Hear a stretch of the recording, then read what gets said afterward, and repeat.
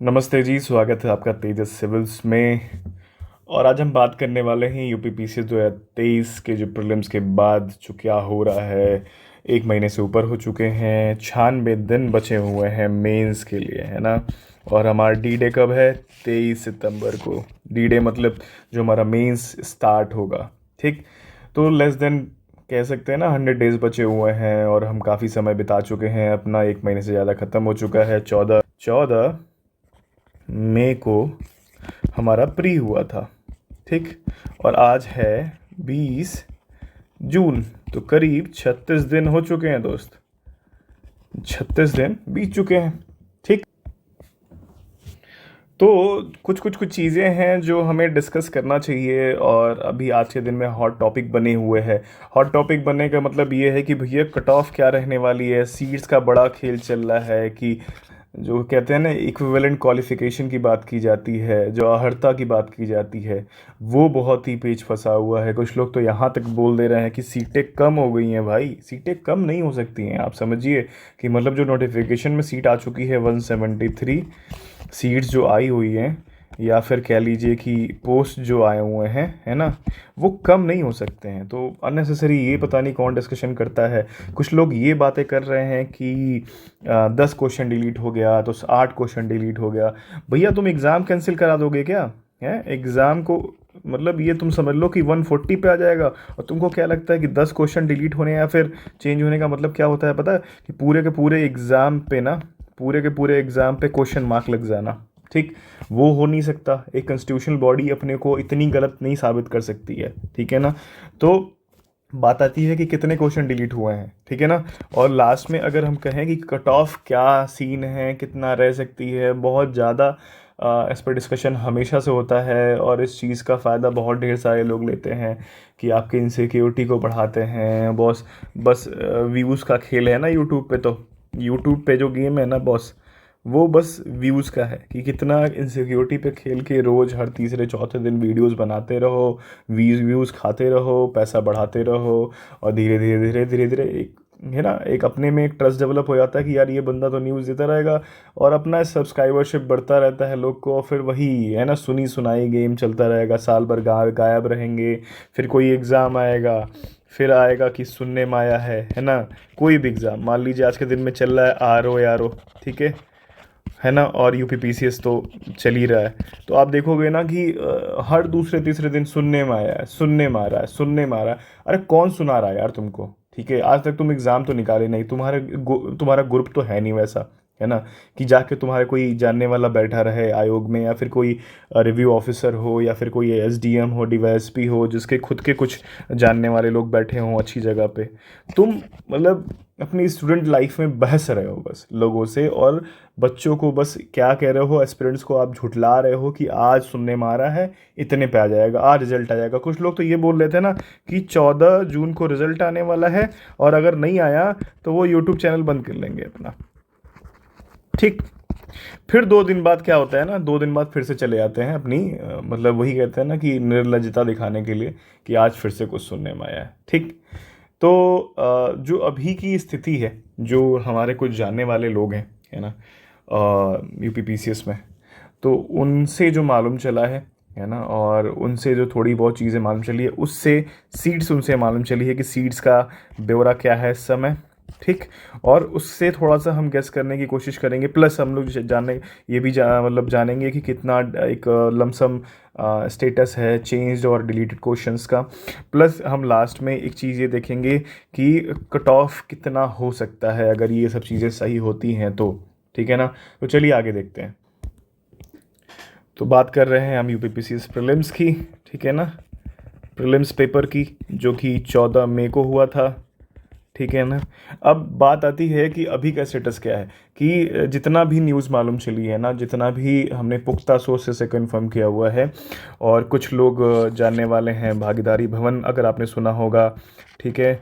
भागीदारी भवन है जो कि बहुत बड़ा रोल प्ले करता है। अभ्युदय आपका जो प्रोग्राम है, ठीक है, उसमें कई लोग लिंक हैं।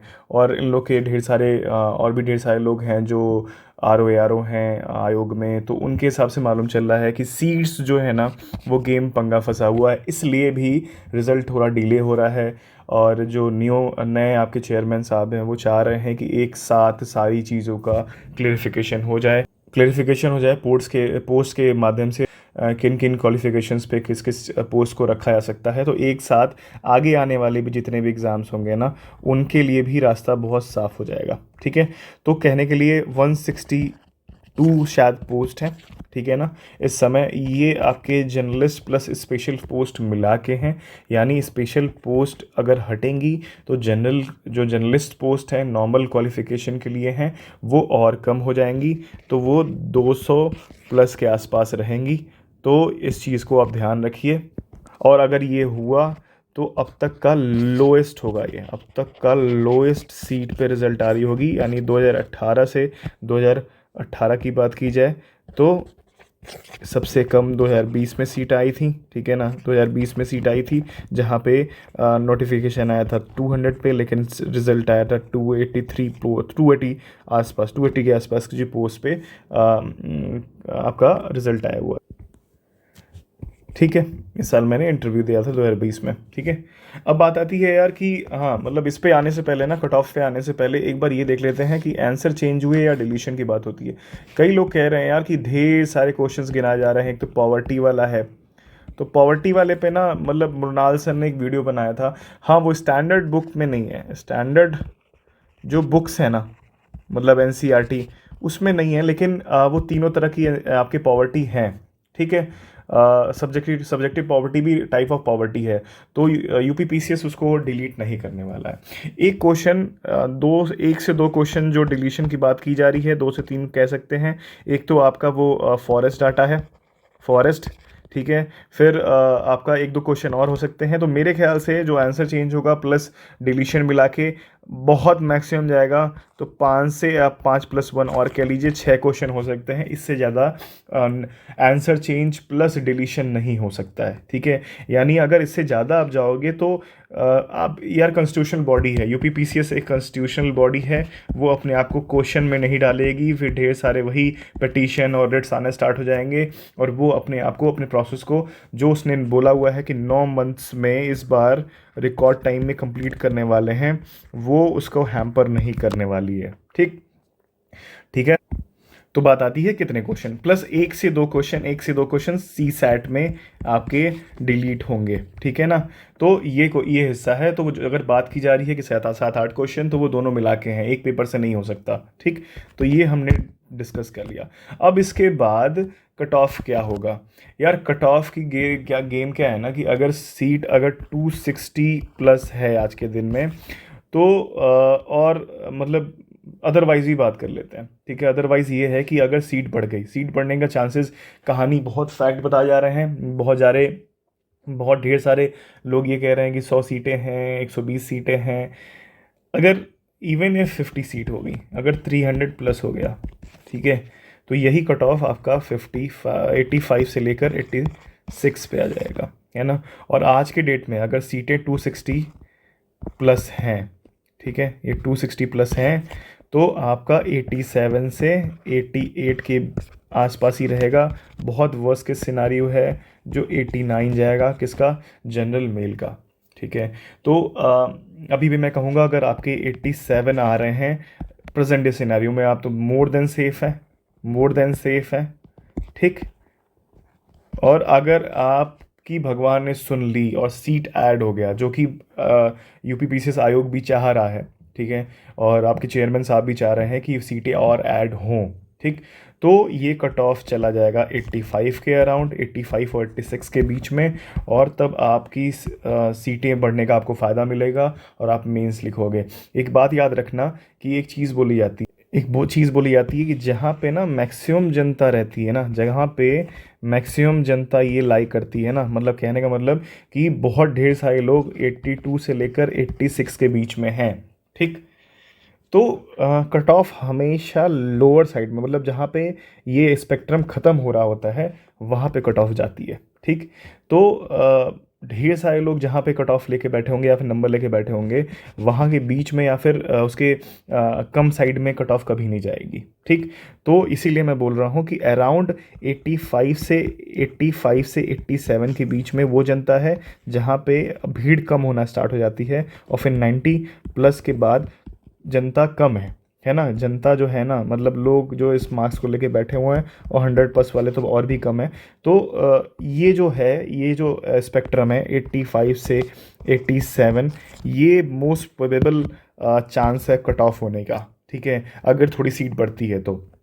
और अगर सीट नहीं बढ़ती है तो 1+2 नंबर और एक क्वेश्चंस और बढ़ जाएंगे, तो ये क्वेश्चंस की बात चली आती है, तो 88 से 89 चला जाएगा। अदरवाइज़ मेरे को अभी भी लग रहा है कि 88 से 87 के बीच में क्वेश्चंस जो हैं ये कट ऑफ रहने वाला है।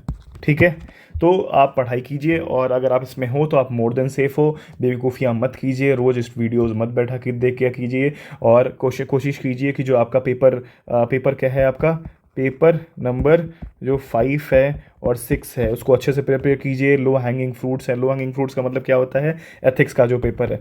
ठीक है, एथिक्स का पेपर हुआ। ठीक है, हिंदी का अगर इंग्लिश मीडियम के हैं आप, तो आप एथिक्स का जो सॉरी हिंदी मीडियम के हैं, सॉरी इंग्लिश मीडियम के हैं, और हिंदी में आपका जो आपका ऑब्जेक्टिव पार्ट है ना, उसको प्रिपेयर कीजिए, वहाँ से आप मार्क्स निकाल सकते।